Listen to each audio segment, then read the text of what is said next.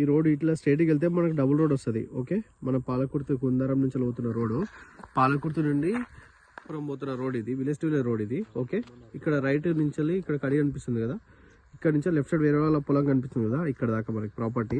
ఈ నుంచి ఎదురుగా తాడి చెట్టు కనిపిస్తుంది కదా, అక్కడ దాకా ఉంటుంది మనం ఎకరం సైటు. ఎకరం మనకు ఇది ల్యాండ్ వచ్చేసి మనకు ఊరికి దగ్గర ఉంటుంది. విలేజెస్ కూడా కొంచెం ముందుగా ఉంటాయి.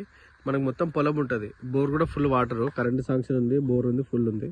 ఎదురుగా కనిపిస్తుంది కదా, ఆ చెట్టు దగ్గరకు ఉంటుంది. ఓకే, మనకి ఈ నుంచి స్టెప్ బై స్టెప్ ఒక 3 పొలాలు వస్తాయి, 3-4 పొలాలు వస్తాయి.